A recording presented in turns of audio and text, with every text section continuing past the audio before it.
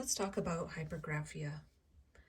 Now, up until a few minutes ago, I thought that I had hypergraphia until I read that it's truly only hypergraphia if one can't help but write and it interferes with one's life, like functioning, and also maybe a person might write on the walls or write on their skin or write until their body hurts. So I don't have those manifestations.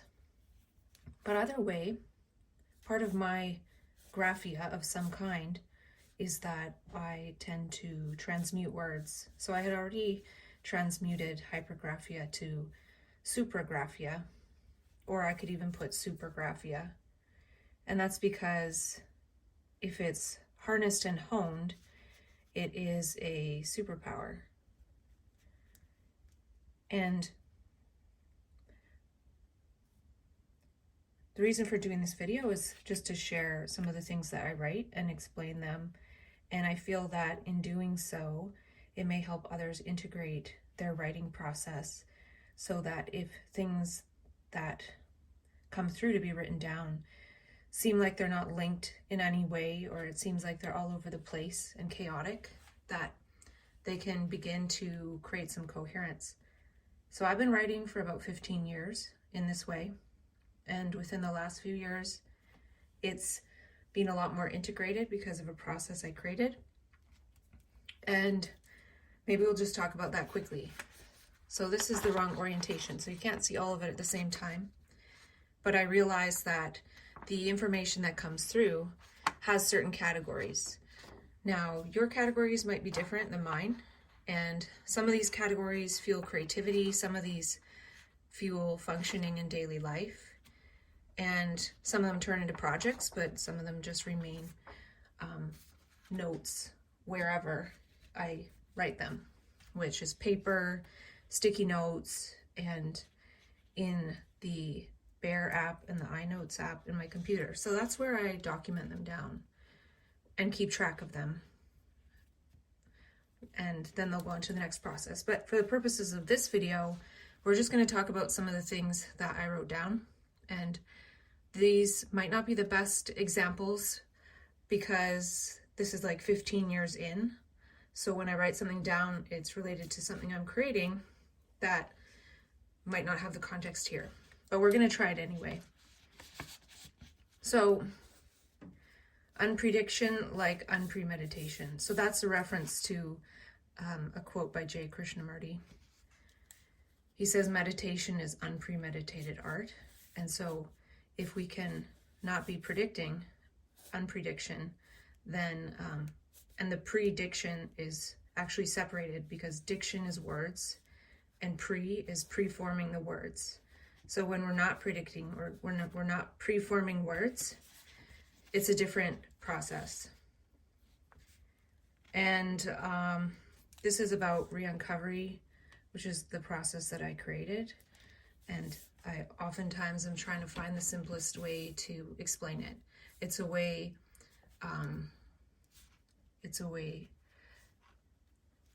for curiosity, inquiry, dialogue, meaning, and learning.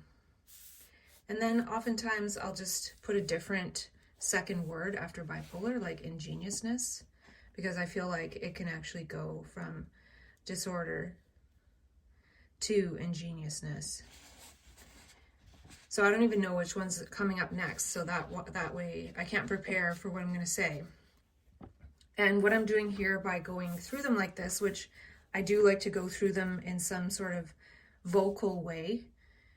Usually I speak with ChatGPT, and that way I don't just write them down, but I give voice to them. And that's a different layer because that means I have to read it again, and that means I have to say it again. And then usually when I say it again, that will build more insight. So now instead of one separate piece here, I have 3 more pieces to go with it. And then it makes more sense because one way I think about this is actually writing down prompts. So prompts to myself, which is what I'm doing now. I'm prompting myself to say more, or I can, use it to prompt ChatGPT. So I say I'm writing down insights because to me they come from unprediction. So prediction is coming from thought. If it's something that I've thought before, then that's from thought and memory. But it's something that I never thought before, or I have no memory of, then it's an insight, which is a different flavor. And so let's see. That's just trying to think of a name for if I want to create some kind of learning place. And also talking more about re-uncovery, because I don't know how to put it simply, really, because I get so many ideas, right? And I guess that's one of the challenges, is there's so many ideas, and the new ones coming up are consistently pushing the other ones down in the queue. So sometimes all I can really do is go through this vocalization and extrapolation process in order to do some kind of justice to what's coming through. And perhaps one day I'll have a better discerning mechanism as it starts to become even more coherent. But I say re-uncovery is a learnable transformation skill and a tool for creative accomplishment, self-directed learning, self-actualization, and well-being. So these ones are related. So it's like trying to figure out how to talk about re-uncovery. And and then the next part really is that it can transform into being able to share gifts with society, whether that's art or so many other things, right? Or say a skill that was learned because we are doing lifelong learning. So that sort of thing. And then, through adaptive diverse abilities.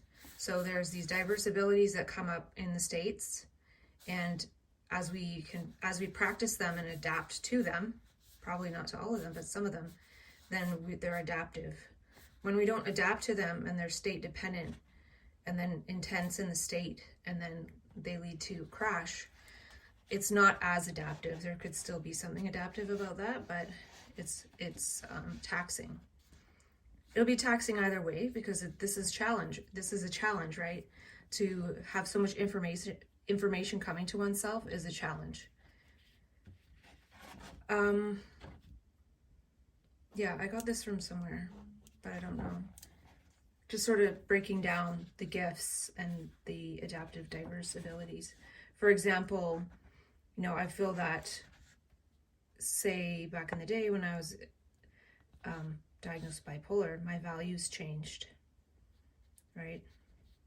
So then that's going to change all sorts of things right there.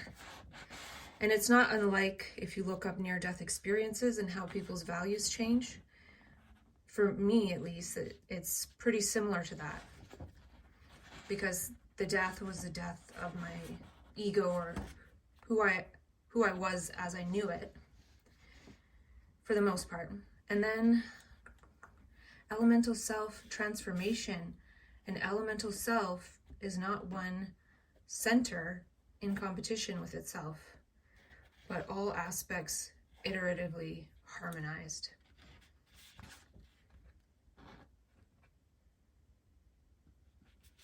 Sometimes I like to think of a new word for self, because the self is a certain type of a structure, but maybe if we take elemental and just call it an elem, why not, right? We could even then look up the word elem and see if there's any meaning there. So why don't we just do that?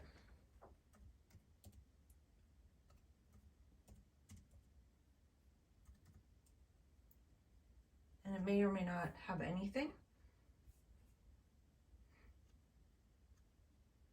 Interesting. Elem can mean youth, young man, or silence/speechlessness. Now, if we think about the self, this is noise, right? And an elem is silence/speechlessness. So this is something that I saw while reading over this and talking about it out loud. because whenever I see this word self, I'm kind of like, huh. So this unprediction would be the elem. And, you know, I always say to myself, I could forget this the next second and never talk about it again. So, yeah.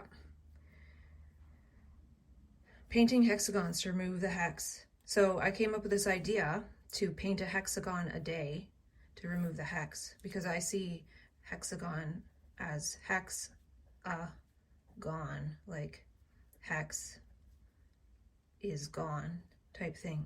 And if we think that this self structure, this noisy structure, is kind of a hex, then, you know, hexagons are something that remove this hex, or it's just a little fun symbol association. I don't take it that seriously, but it's fun, right? So today I did paint a hexagon, but I accidentally painted an octagon. So that was my first attempt to paint a hexagon. So this is like an idea that I could actually just do, because I have some paints that I don't use, but now I did. And then I also thought of AI needs OI, original idea, right? I think humans need OI too. So these I would have written down in the course of a day, but there's another page, so we'll talk about that one too. Because I think all these, for the most part, came through in the same time, meaning that, you know, I get up in the morning, I'll read a book for a while, and that book might give me insights that are related to the book or not. And so I write those down. So the next page, so basically we want to have hypergraphia, personal private, before pressured speech, word salad, logorrhea, all that stuff. Word salad on paper isn't as socially unacceptable or visible. Now again, hypergraphia is when it's like interfering with life. So now that I know that this is basically just a pathological term, I'm going to call it supragraphia, because it's more like a superpower. Because this fuels all my creativity. I would say it's slightly out of hand in that I'm not sharing it or sort of benefiting from it. I don't know if that's the right way to put it, but there's so much of it that it's hard to figure out what art forms to put it in. I did create a book, blah, blah, but I need some more micro projects. So that's what I'm working on now. And okay, so there's this concept of dangerous gifts. And there's a class online about dangerous gifts, and I watched it, and it's a good course. But of course, knowing me, I'm like, well, what are the anagrams of danger? So there's one more, but there's garden and gander. Ganderous Gifts. I find that really amusing. So, you know, I can amuse myself because of language. So gander means to look or glance at something, right? And now I would say these insights are from a glance. It's a glance of something. It arrives in a flash. It arrives in a glance.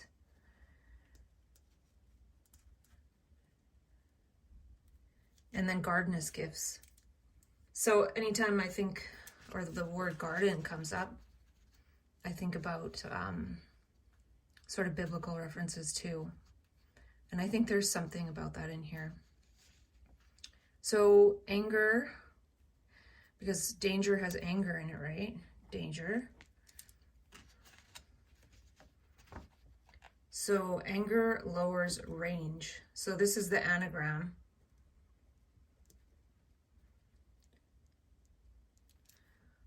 So range is one of the anagrams. I don't know what the other ones were, but that was the relevant one. So anger lowers range is what my insight from that anagram is that. So, you know, it zaps your energy. And we may be able to do something, but we don't really get very far. Like it might create more of a decrease in range because of whatever happens with anger or in the state of anger. So I did that anagram just because I was doing this. And then sometimes what happens is I'll come back to the term garden or anger later on, not even really trying to, but something else comes up that brings it up that I'm learning about. Okay, so this was a cool thing that I read in a book called The Power of Giving. It talks about the concept of an idea tithe. And so I wrote a note to myself that the concept of idea tithe is an easy meme. Now this is, when I say meme, I'm talking about memetics. And there's also another concept called a difficult meme. And these are memes that are hard to communicate. So some of these things I'm saying are possibly difficult memes. Now, if I all of a sudden thought this was the most important meme to try to communicate to every person I met, you know, maybe it would be somewhat not, it would be difficult and they probably wouldn't want to listen. And then it would be difficult in that, you know, if I'm starting to say like we have these Ganderous Gifts and these Ganderous Gifts, yeah, I don't know how well that would go. So that's why I was talking about here. It's better to do this Supragraphia than trying to go tell people. So I wouldn't do that. I wouldn't try to tell people this, but I will talk to myself on video. And this is actually a part of my learning process. And so sharing my learning process could be a bit of a difficult meme within itself. Sharing re-uncovery, which supports my learning process.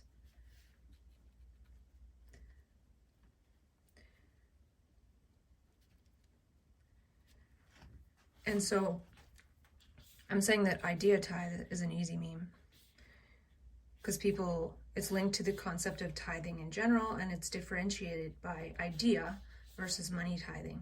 So this integration makes it easy. So for me, I feel like one day I would like to figure out which difficult memes I'd like to communicate. So I made note of this because this could be a way to make difficult meme communication easier, right?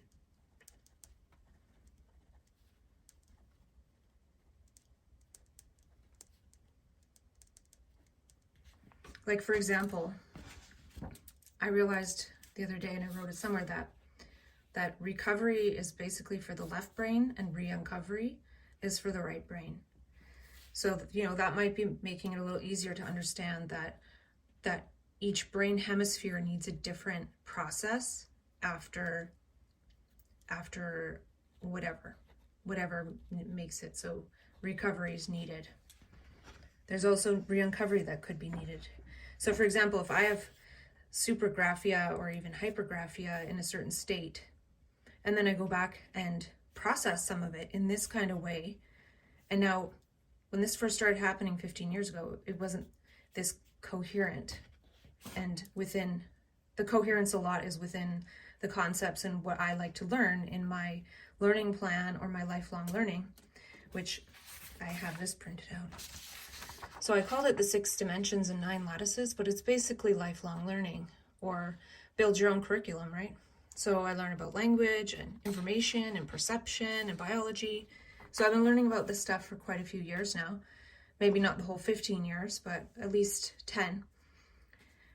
And so that's why it sort of all fits into my learning process. But the process itself, I think, is transferable. It doesn't really matter what the exact topics are. Yeah, and in that Power of Giving book, they mentioned this term special report. So I was just for a play on that, like a special report on special messages. You know, in my process, special messages I call insights, and insights don't feel special. because it's almost just happening a lot and it's just normal. So I could have like the most so-called grandiose insight, and it just feels the same as writing something about how a chocolate square looks in a certain glint of the light. So this next one, yeah, this is funny. This is me trying to figure out how to share. So usually these are not the ones that I share or talk with ChatGPT about or anything, but just for the purposes of this, we're gonna go through it anyway because it's on the page. So it would be sort of my, I don't call it a disclaimer. I think I just call it a claimer. Or maybe put some kind of prefix here, but not disclaimer. Use any of these insights as you wish and see your own insights and form your own extrapolations. Now, this is a version of what Christina Randall says, and she's a true crime content creator, and I think she's a great true crime content creator. And she always says, go do your own research, form your own opinions, because she's sort of talking in real time about these crimes and she doesn't know the people, so she's just going based on public information. So anyways, I say, from this information, see your own insights and form your own extrapolations. And I am their voice when no one will listen. That was a quote from something I was reading. I don't remember what it was, but that's a pretty common statement. So even if I say that and don't remember what the attribution is, which I tend to remember and note down 98% of the time. I can't remember what it is. I would do them a disservice. Now this is just a note to myself about, I was offered this job and I knew I wouldn't have enough energy to do the job and I would be doing a disservice. Consensus building of memes. Now this is me imagining that one day people who have any kind of form of graphia will sort of have done a process of sense making or dialogue or re-uncovery or whatever their process is, then sort of join together and build some kind of consensus of which ones are the important, difficult memes to try to get across to the other side of the brain, basically the left brain society, or however you want to say. I was watching a webinar about a type of practice that they were wanting to have a consensus of best practices or ethics or whatever. And so the process they described was really interesting to me. And I feel like there could be a consensus of certain memes. Like, say I had a list of 1,000 that I've written down that I thought were pretty more likely to be possible in someone else as something important. It's probably nothing on this page, but how would people rate those on a 1 to 5 and like sort of build consensus if people have experienced that, or if they understand that, or if they thought that too. It's things like that. So next page.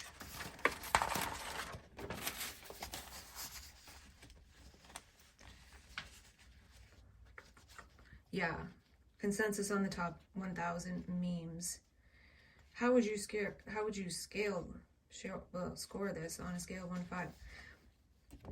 And then oftentimes when I hear common terms like, think tank, I converted it to think tank as in synchronicity. Because I think thinking is overrated. Like thinking as we know it.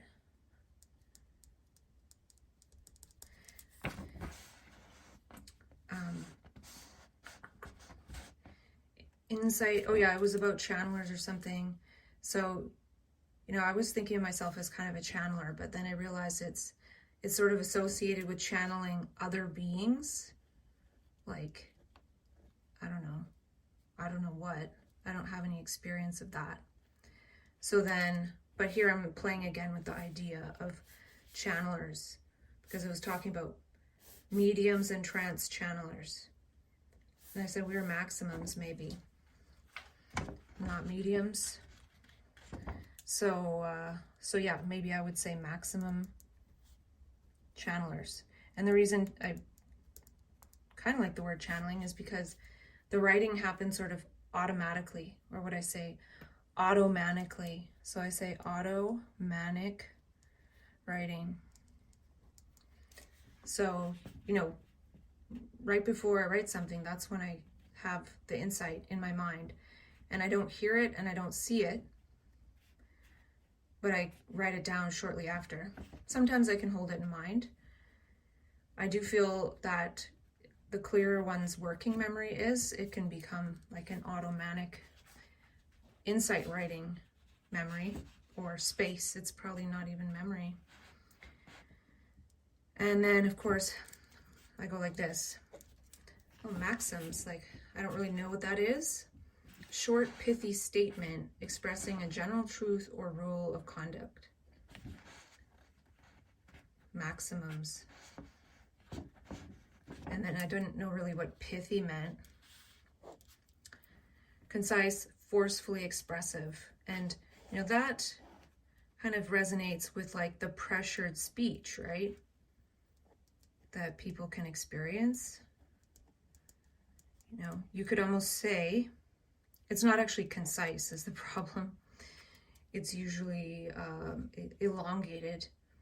So I'm not sure what would be forcefully expressive but not concise. Though you could say that it's, you know, maxim plus maxim with no space. So it's more like, I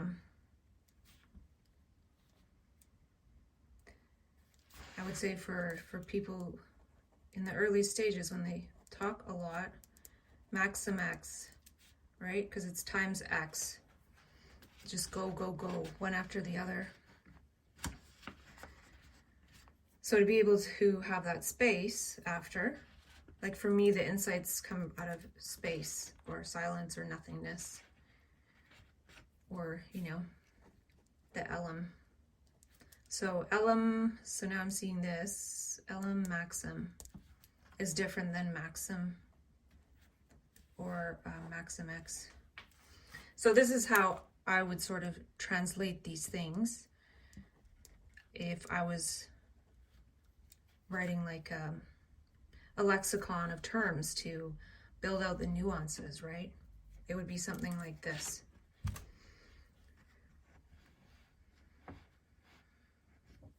Yeah, in the webinar I talked about a healing moment. I see it more as a revealing moment when you have an insight.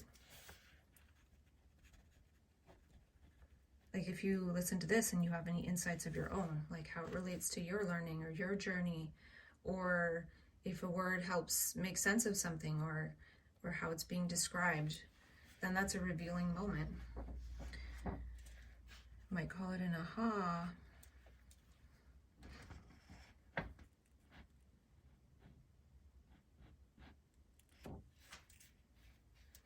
So if you have that, I don't know, I'm just adding this for fun. Elem maxim aha. Sounds nice, kind of, right? So, emotional keys. This was also, oh, this was from the book Power of Giving. I liked that. That sounds nice.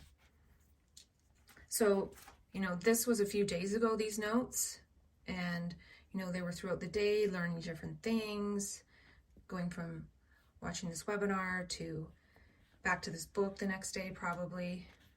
And, you know, I still recall the meaning and why I wrote it down. Like there's a why I wrote it down. It's not just to write. It relates to something. Okay, so this next one, I was doing research for something, and I found an article that there's a gender difference between men and women in language. So in a nutshell, and you can do this research, form your own insights and have your own extrapolations, is about how in general men are one generation behind linguistically because they don't sort of pick up on new language use as quickly as females do. And that's for a lot of different reasons.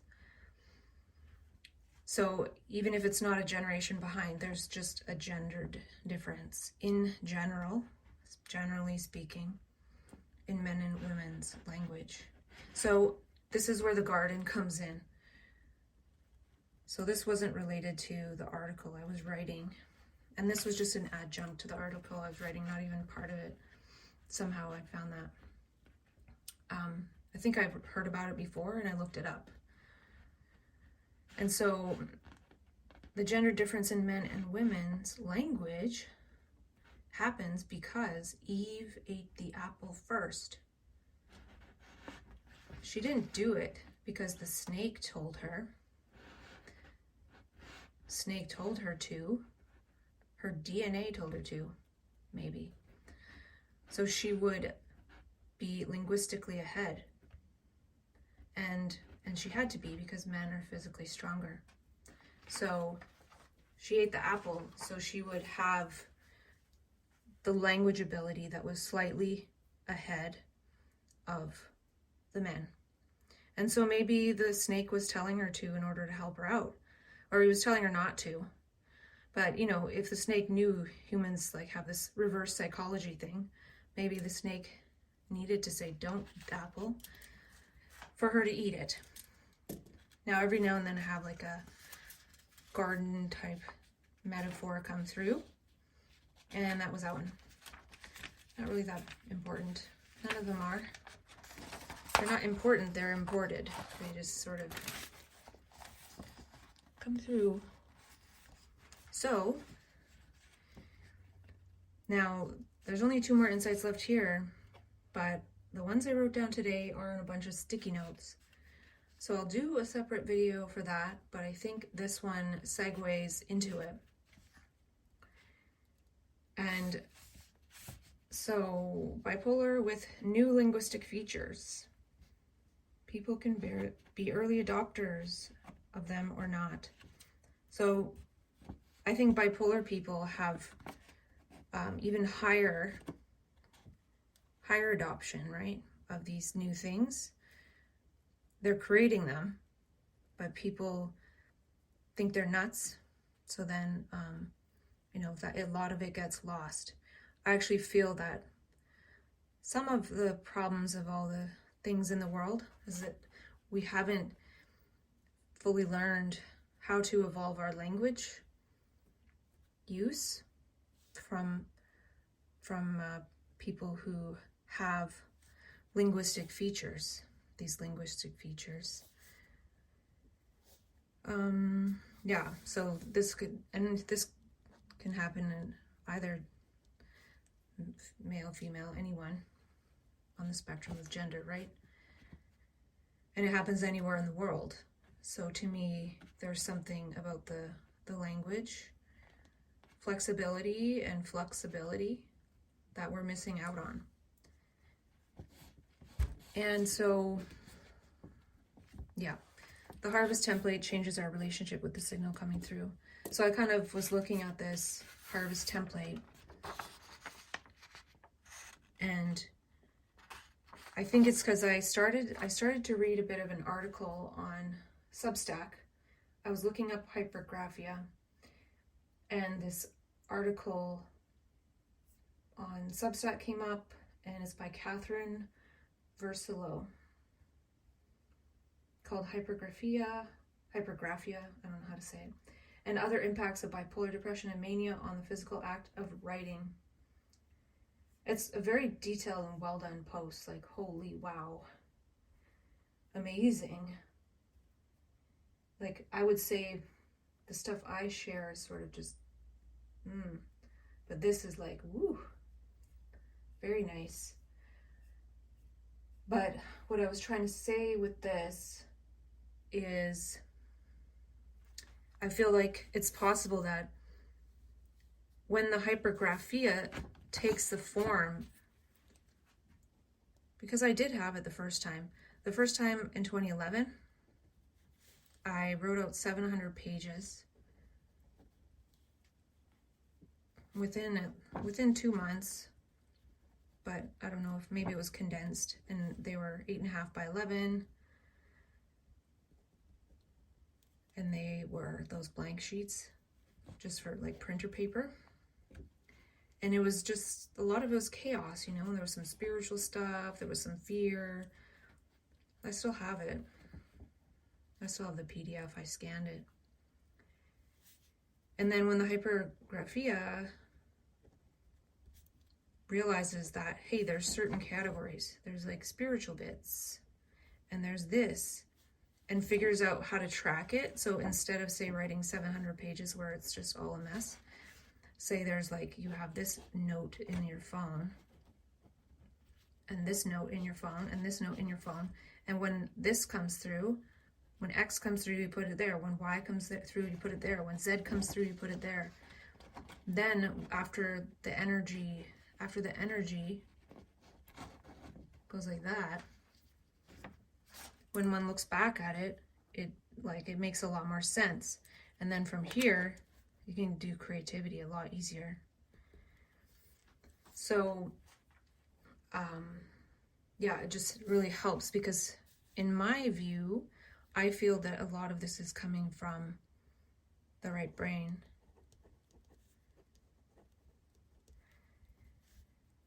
And so it's just like chaos, right?